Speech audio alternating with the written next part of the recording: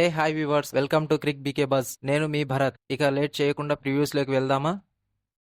One of the important match and one of the excitement match, Lucknow Super Giant versus Punjab Kings, match number 11. Lucknow team first match ఎలా perform చేసిందో చూశాము. అలాగే పంజాబ్ కూడా first match బాగానే ఆడింది, second match మాత్రం అటు ఇటుగా అయిపోయారు. మరి లక్నో వర్సెస్ పంజాబ్, ఈ రెండిట్లో ఏ టీం స్ట్రాంగ్గా ఉంది, ఏ టీం గెలిచే ఛాన్సెస్ ఎక్కువగా ఉన్నాయో ఇప్పుడు మనం అనాలిసిస్ చూసేద్దాం.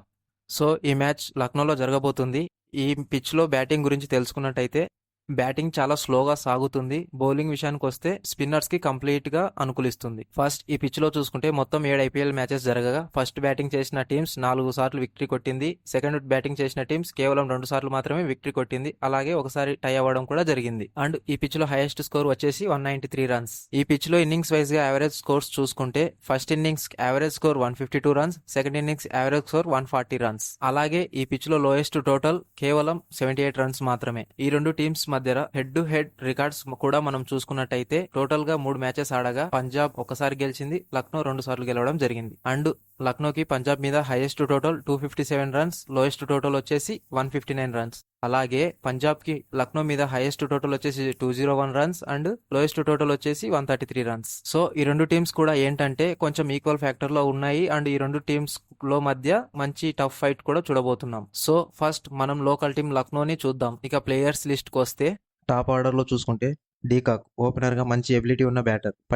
పడికల్ ఏంటంటే వాంటెడా అన్వాంటెడ్ ప్లేయరా అర్థం కాదు. పవర్ ప్లేలో బాగా ఆడతాడు. పవర్ ప్లే అయిపోయిన తర్వాత బ్యాటింగ్ లో చాలా స్లో అయిపోతాడు. కేఎల్ రాహుల్ బ్యాటింగ్ పరంగా సెటిల్ గానే ఉన్న player. Ayush Badoni the youngster Ayush Badoni పెద్ద పెద్ద హిట్స్ కొట్టగల ఎబిలిటీ ఉన్న player. Deepak Hooda batting performance పరంగా ఎక్స్ట్రాడినరీ పర్ఫార్మెన్స్ చేయగలడు. ఇక మిడిల్ ఆర్డర్ లో చూసుకుంటే నికలస్ పురాన్ ఎలాంటి హిట్టరో మన అందరికీ తెలిసిందే. ఎంత పెద్ద టార్గెట్ అయినా చేసి చేయగలడు. స్టాయినిస్ బ్యాటింగ్ పరంగా బౌలింగ్ పరంగా బెనిఫిట్ ప్లేయర్. కుర్నాల్ పాండ్యా ఈ స్టాండ్ బై కెప్టెన్ అని చెప్పొచ్చు.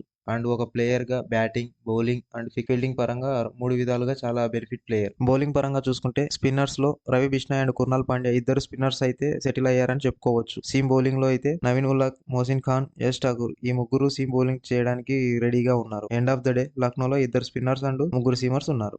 మరి పంజాబ్ ప్లేయింగ్ 11 ఎలా ఉందో ఒక చిన్న లుక్ వేద్దాం. టాప్ ఆర్డర్స్ లో శిఖర్ ధవన్ బ్యాటింగ్ పరంగా ఎక్స్ట్రాడినరీ ప్లేయర్. బైస్ట్రో ఎందుకో ఈ సీజన్ లో 100% రాణించలేదు. ప్రభ్ సిమ్రాన్ సింగ్ జరిగిన 2 మ్యాచ్లలో బాగానే ఆడాడు. జితేష్ శర్మ పెద్ద పెద్ద హిట్స్ కొట్టే ఎబిలిటీ ఉన్న ప్లేయర్. మిడిల్ ఆర్డర్ లో చూసుకుంటే లివింగ్స్టన్ బాగానే హిట్టింగ్స్ చేస్తాడు. Sam Curran one of the best allrounder, batting and bowling 2 చేయగలడు. ఇక బౌలింగ్ విషయానికి వస్తే Rabada and Sam Curran power ప్లేలో బెస్ట్ పర్ఫార్మెన్స్ ఇస్తారు. Harshal Patel and Harshdeep Singh death over specialists అని చెప్పుకోవచ్చు. స్పిన్నర్స్ లో రాహుల్ చాహర్, హర్ప్రీత్ బ్రార్ ఇద్దరు ఎక్స్పీరియన్స్ స్పిన్నర్స్ అని మనం చెప్పుకోవచ్చు. End of the day Punjab Kings 3 spinners and 4 seamers ఉన్నారు. Lucknow versus Punjab batting strength గురించి చూసుకుంటే పంజాబ్ కన్నా లక్నోకి కొంచెం బెటర్ గా ఉంది. బట్ బౌలింగ్ సైడ్ చూసుకుంటే లక్నో కన్నా పంజాబ్ చాలా స్ట్రాంగ్ గా ఉంది. ఫైనల్లీ మ్యాచ్ ప్రిడిక్షన్ చూసుకుంటే పంజాబ్ కన్నా లక్నోకి 2% ఛాన్సెస్ ఎక్కువగా ఉన్నాయి. బట్ టాస్ గెలిచాక మనం 100% ప్రిడిక్షన్ చెప్పగలుగుతాం. మరిన్ని ఐపీఎల్ అప్డేట్స్ కోసం మా ఛానల్ ని సబ్స్క్రైబ్ చేసుకోండి.